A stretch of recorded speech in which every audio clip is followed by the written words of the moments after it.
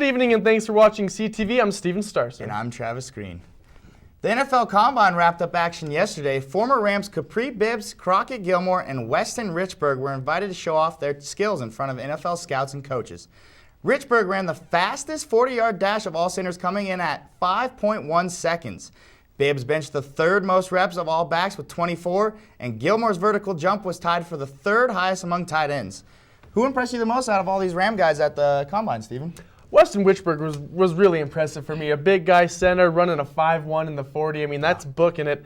And Kapri Bibbs also, the strength of the guy, 23 reps in the Combine for the bench press. I think he's only 2 behind Richburg in that category, actually, so showing off his strength. Yeah, definitely kind of crazy to see a big guy like Richburg out there running that quickly, but I was really impressed by Bibbs. I mean, we all knew he's a strong guy, trucking people this whole season, but now NFL scouts know just how strong he is. Definitely. And while Weston Richburg was busy strutting his stuff, the CSU women's basketball team shot up north to try and clinch first place in the Mountain West Conference. Wyoming Cowgirls had other plans for the Rams, though. Wyoming came out with a fast start and took an early lead, forcing CSU to try and play catch-up for the rest of the game. The Rams were outmatched in virtually every facet of the game, though, and the Cowgirls ended up running away with this one 75-49, a harsh conclusion to the Rams' 10-game winning streak. Travis, should this Rams team be worried about a bad loss like this so close to conference tournament time? I hate to get so down after a loss because it's always a bad time to overreact, but I honestly think we should be a little down after this because it's our first game where not our first game against a huge crowd, but a lot of pressure in this one. It was hugely packed up there in Wyoming, and you got to see these women's. They're going to have rougher games going to the conference tournament. It's going to be the same atmosphere every time, so a lot of pressure on them. So it's rough to see this loss. Yeah, for me, it's not so much the loss, it's just by how much they lost. 75-49. It's a beatdown. I don't think these two teams are that different. Even though Wyoming was at home, you give them a few extra points because that home court advantage, but there's no way the CSU Rams should have been beat down by that much. Yeah. So that's what worried me, but hopefully we can see them improve going forward and bounce back this next game. Yeah. And the men also competed in their first of 2 rivalry games against Wyoming, this one coming on the right side of the border war. CSU riding a 3-game losing streak as they played host to the Cowboys, but streaks and records rarely matter in rivalry games. As UNC showed us by beating Duke, the underdog Rams came to play in this one and rode career game from Daniel Bejarano to an 82-67 win. Head coach Larry Eustace was understandably pleased with his team's performance and made a pretty bold statement after the game. But this was the 2 best teams in the league playing each other. I've said this a couple times now. And it's not the tallest, not the fastest, but the 2 best teams. And it'd be a great challenge for you guys to get a win like this. Obviously, as we saw there, Steven, pretty bold statement from Coach Larry Eustace. What do you think about that? I love seeing a confidence like that in a head coach. You got to love when a coach could come out and say that about his team. And obviously, both these teams, I think, maybe you could say underachieved a little bit. Larry Nance Jr.'s injury is going to hurt Wyoming a lot. CSU's had some of their own problems as well. But I don't agree with them that they're the 2 top teams in this conference. I think clearly San Diego State and the New Mexico Lobos are the 2 top teams. They're both 12-2 in the Mountain West right now. And with CSU being below 500 in conference, it's definitely a bold statement. Yeah, I'm right there with you. I mean, 6-9 in conference. It's hard to say that the Rams are the top team in the conference. Clearly, 6-9, that doesn't prove anything for them in that statement. And San Diego State and the New Mexico team has just been so impressive this whole season. So I think it's a little bold of a statement. It could be argued that Bejarano is one of the best players in the conference, though, Steven. He played out of his mind on Saturday. Yeah, he was just 1 assist away from the first triple-double in CSU men's basketball history. Seems like the guy's always stepping up big for the Rams, Travis. Yeah, that's for sure. You see him and Avila, always our go-to players. As we're seeing here, Avila, in games that we're winning, he's getting his shots to go in. Almost 20 points per game, really impressive. Yeah, he's been so efficient in those wins, looking at the numbers and the losses. Just, not able to find the basket maybe early on in the games and get that confidence going. But he's still a guy that you got to keep feeding the ball to. Their best threat to score the ball down low in the post. Yeah, that's definitely for sure. And when we're seeing Daniel Bejarano in games, when we're losing, he's not getting as much rebounds or assists. So definitely his ball movement and his effort on the boards help us get wins every game. Yeah, you know, you love when Beja's able to go out there and not only score for himself and make plays, but get other guys involved. We saw him do that this last game against Wyoming, just one assist away from recording that triple-double.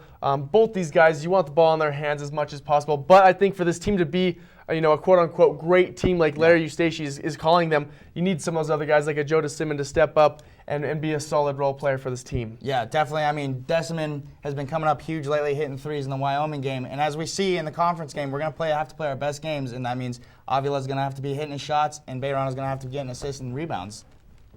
Yep, it would really be great to see both these guys get hot so the Rams could make a run in the conference tournament. That's right, and while they heat up, the weather is heating up too. But the women's softball team here at CSU is still practicing inside. I spoke with Captain Ashley Ortega, and stay tuned to see what her goals are for this season. Crack, go.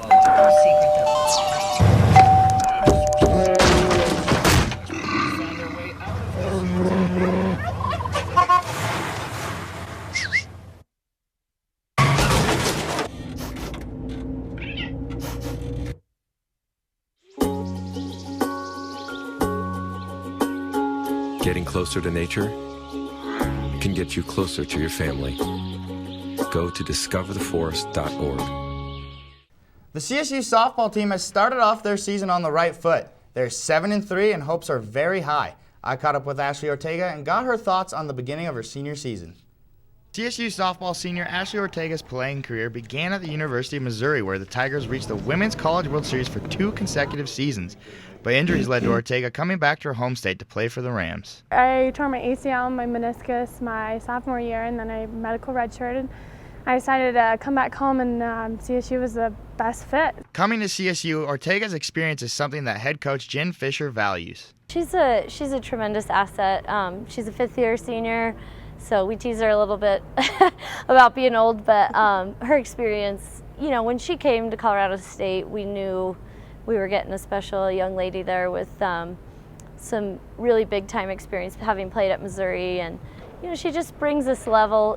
She brought all her scouting reports with her. She just really understands the game. Despite being named to the All-American second team, Ortega does not put pressure on her individual play. She is focused on the big picture. Not really pressure. I mean, I have such high expectations of myself that, I just know what it needs to be done. And if the accolades come, they come. But if not, I'm just an average Joe person. At the end of the day, I just want to win, and we just want to do good as a team. Ortega isn't the only player who is focused on winning. There are 5 other seniors who want to end their careers on a high note. Super excited. This is definitely our year. We kind of have every piece of the puzzle, I feel like. It's just really exciting and bittersweet just because it's my last year. I want to make the best of it, and at the same time enjoy every last second of it. Just excited to go out, and I think we have a lot going on this year, so I think it's going to be a good year. The Rams will be on the road this weekend playing at the San Diego Classic starting on February 28th to March 2nd. And we're going to take another quick break, but when we come back, CTV Sports reporter Ian Silvester will be here to interview a couple baseball players as they look to start off the season on the right foot. Don't go away.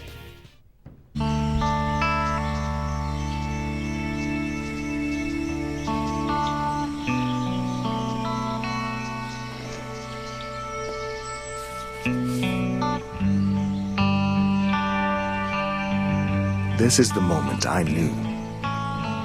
His future had no boundaries. There are some moments only the forest can inspire. Find yours at discovertheforest.org. Welcome back. I'm Ian Silvester, and I'm joined by CSU baseball players Riley Hughes and Greg Hart. Guys, thanks for being here tonight. So you guys just got back from Arizona. You guys had a 4-game stand against Arizona State and Northern Arizona University. What can you tell our baseball fans about this game? It was awesome to be in the warm weather. The bats started heating up from my side. I'm the position player guy, so it was fun to see us start hitting and producing runs. And Riley can speak to the pitching. Yeah, pitching was pretty good. Not a lot of walks or anything. And pitching's always a little bit ahead of the hitters, so looking pretty good. Very cool. And so you guys said you came out of this series 3-4, put your record to 3 and 5 on the season. 3-5 on the season, Yep. all right. And you guys have your first home game of the season this Friday against Nebraska. What can we expect for that game? Hopefully a big crowd. First game of the season, we're trying to promote it, get people out there, but Nebraska, should be a lot of runs scored on our side. And the pitching, obviously, it's been sensational so far this year. So hopefully 3 or 4 wins. All right. Riley, do you have anything about that game? It's going to be colder, a lot colder. But, yeah, pitching should be strong. Might mix up some things and switch some guys around and see what happens. All right. And conference play is just around the corner for you guys. What can you tell us is going to be the biggest conference game of the season this year? Well, Wyoming's new, so they came up from D2, so no one really knows about them too much. But, I mean, CU's always right up there, and UNC's lost a lot of leaders, and could be interesting to see how they do as well.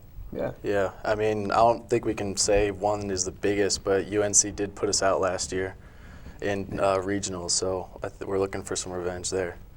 All right. Well, guys, thanks again for being here. And we're going to take a quick break. But when we come back, Stephen will give you a look at the women's club figure skating team. Plus, Keith Albertson returns to the desk to wrap up our Olympic coverage with a fun game. Don't go away. My new dad teaches me all kinds of stuff. I wouldn't use this one. He helps me with my decision making. Never. And he's even teaching me how to drive. And that's why cars have bumpers. You don't have to be perfect to be a perfect parent. Thousands of kids in foster care will take you just as you are. Take my hand and start a brand new day. Underneath everything we are all people. And when we reach out a hand to one, we can influence the condition of all. That's what it means to live united. The 2014 Winter Olympics wrapped up on Sunday with the closing ceremonies. CSU didn't have any figure skaters competing in Sochi, but they were getting their skate on right here in Fort Collins. I met up with the girls to find out what it's like to compete at the collegiate level. Every time the Winter Olympics roll around, figure skaters capture our attention and imagination with passion and storytelling. CSU's club figure skaters share the same passion for the sport and discovered it early in life. So I started skating when I was like 3 years old. A lot of people say I started before I was born because my mom is actually a figure skater. I think what got me passionate about it was everyone else was doing like soccer, swimming, or like something like that, but skating was like really unique. Like any sport, it takes a tremendous amount of dedication, and finding the time to practice with a full school schedule isn't always easy. It's really hard. When we have competitions like this weekend, it really takes up most of your weekend. And let's say if you had a paper due Monday, you kind of have to start it like it wouldn't be this weekend that you do it. Depending on like your workload, like with tests and exams, you have to learn how to balance it. But that's not enough to keep these girls from doing what they love and keeping their eye on the top prize. We haven't gone to nationals in a few years, but we're hoping to go this year if we're lucky. Top 3 teams from the Pacific region get to go to nationals, but unfortunately for the Rams, they took 4th at DU on Saturday in their last competition and finished 5th overall on the year, so no nationals for the team this season, but they are optimistic for the future. And now we are joined by Keith Albertson for a brand new game that we like to call the Olympic Name Game. That's right. With all the Olympics wrapped up, I want to see how well you guys were paying attention to the athletes who were performing. Now, this game is simple enough. I'm going to list 3 names. 2 of the names are going to be of medalists from this year's games, and there's going to be one that's a name I completely made up. It'll be Stephen and Travis's job to try to figure out which name is fake. And guys, I'm going to actually give you bonus points if you can tell me what the real Olympians medaled in. Are you guys ready? All right. Let's do it. I'm ready. All right, great. Well, let's take a look at the first trio of names. We've got Strom Towson, Kexon Fan, and Vic Wild. Guys, which name is fake? Ooh, I'm saying the fake one's Kexon. And I'll say Strom Towson was a bobsledder. Steven? I think Vic Wild's fake, and I think Kexon Fan was definitely real. All right, well, let's take a look at the answers and see who gets points. Oh, you guys are both wrong. Oh. Kexon Fan, women's short track speed skater. Ugh. And Vic Wild won gold in the men's snowboard slalom. Strom Towson, guys, I made that name up. Wow. All right, so poor start, a little bit slow, but hey, nobody's losing yet. You're both tied for first. We'll look at it that way. Let's take a look at this second batch of names. We got Barina Sherepnikovna, Vamartina Sablikova, and Henrik Kristofferson. Now, guys, I'm going to give you a little hint here. Vamartina, that name's real. I don't know, that's not a typo. Starts with 2 capital letters. I've never seen that before. Very interesting. Well, I'm going to say the fake is Henrik Kristofferson because I just feel like Kristofferson is a name that you would make up. Steven? I kind of want to agree with Travis, but just for the fun of the game, I'm going to go with Borina. I think that one's made up. Borina, what was that last name on that? Sharipnikovna. Yeah, that's what I said. All right, well, Keith. I'm going to go ahead and give Steven a point. Let's take a look here. Borina Sharipnikovna was a name I made up. Henrik Kristofferson was actually a Norwegian bronze medalist in the men's slalom, Travis. I'm sorry, man, you're down 1-0. That's all right. Hurts. This one hurts. We've still got some more to go. Guys, let's take a look at another batch, see if Travis can get back in it. We've got Magnus Hovdal Moen, Fyodor Stanislav, and Bob DeJong. Not Dijon like the mustard, but DeJong. All right, thanks for the clarification. I'm going to say Magnus is the fake one here, and I'm going to be honest, I can't even go and say a guess on what they did because I have no idea. I'm gonna say Bob DeJong is the fake one because I think if it was a real name, his pronunciation would be a silent G. A silent G, like a soft J, yogging. Exactly. Like yogging. Yes. Well, let's take a look, guys, and see what it is. No, Fyodor Stanislav was the fake name. Bob DeJong, Netherlands. Never would have guessed that, and I couldn't make up a name like Magnus Hovdal Moen. That's impressive. I wish my name was Magnus, guys. So no points awarded again. Steven's still up 1-0. Travis, you got to fight your way back into this. I do. I'm an We've underdog. still got 2 left. Let's take a look at this fourth one. We've got Vladimir Kaczynski, Dejing Wu, and Kjetil Jansrud. Oh, okay. I'm definitely going fake one on this one is Kjetil. I think that's how you say it. And I'm going to say Vladimir Kaczynski was a speed skater. All right, going with the bold guess to try to get back in the game. And what do you say, Steven? I think Kaczynski is almost too easy of a name at this point in the round, so I'm going to say that's the made-up one. That's the made-up one? Well, you are absolutely correct. Let's take a look. Travis, you're really struggling on this. Dejing Wu, Chinese short track speed skater, got the silver medal. You guys, how much Olympics did you actually watch? I mean, we've got Kjetil over there, gold medalist. That's impressive. Again, I don't know if I could come up with a name like Kjetil. Yeah. So Steven's up 2-0. Travis, your only way to get back into it is to guess correctly what events they did. Let's take a look at those last names. We've got Alexander Legkov, Alexander Tretiakov, and Alexander Zubkov. Guys, which one's the fake name? I'm going to go with Alexander the Great Legkov is the fake. And Alexander Tretiakov was a biathlete. Steven? I think Tretiakov is definitely the fake one, just for the fact that I don't know if we've seen the middle one be fake in a while here. So I'm going a little... All right. Seeing if I'm switching things up. Yeah. Well, you were right. I am switching things up. But this was a trick one, guys. I had to throw this out there. All 3 of those names are real. Legkov, Tretiakov, and Zubkov.